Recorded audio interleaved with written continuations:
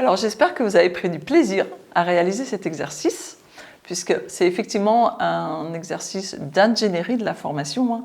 On n'est pas sur le premier CCP, on est plutôt sur le deuxième CCP. Donc la première unité de formation que vous deviez trouver, le premier CCP, c'était donc préparer et animer des actions de formation collective en intégrant des environnements numériques.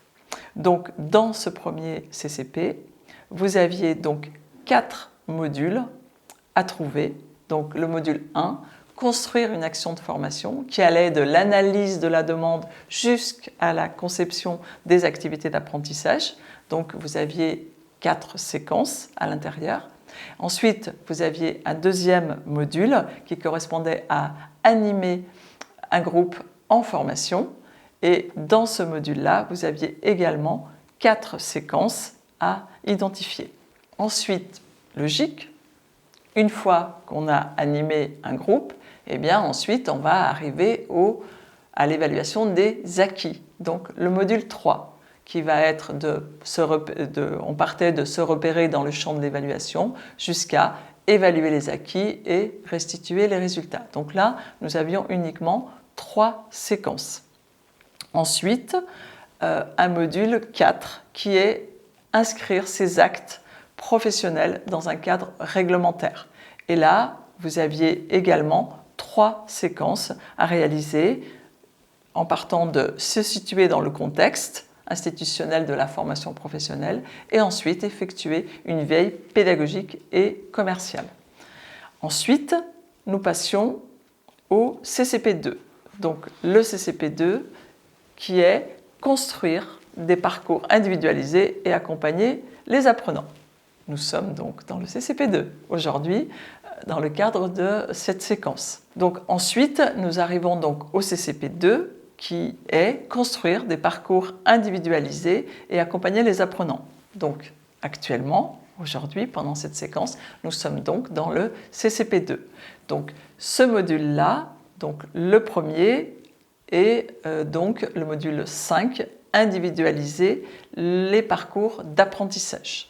Donc dans ce module, on part de l'identification des enjeux de l'individualisation en passant par construire et animer des situations pédagogiques individualisées, modularisation, c'est ce que nous sommes en train de faire aujourd'hui, pour terminer sur évaluer et adapter le parcours.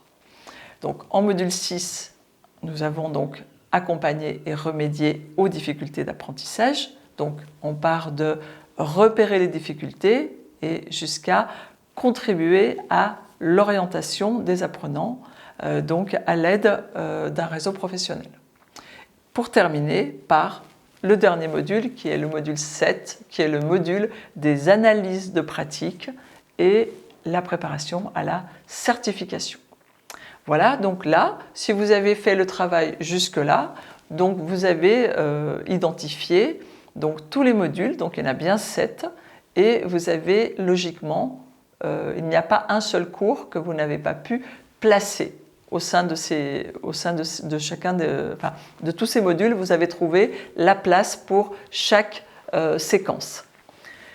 Je vous propose donc plus bas la modularisation sous forme graphique pour que vous puissiez voir par rapport au chapitre précédent sur le principe de modularisation, la présentation et que vous puissiez réaliser la même. Donc si vous avez codifié comme je vous l'ai proposé dans la correction les cours, eh bien il vous suffisait d'avoir donc le titre FPA qui était donc l'action de formation et ensuite vous aviez les 2 unités CCP1, CCP2 que vous avez éclatées d'une part en 4 modules, l'autre en 3 modules, donc vous avez bien vos 7 et ensuite sous chaque module vous avez toutes les séquences que vous avez identifiées. Voilà, au visuel vous pouvez le voir. Voilà, donc nous avons terminé pour ce qui est de construire des situations pédagogiques collectives et plus précisément d'élaborer un dispositif modulaire.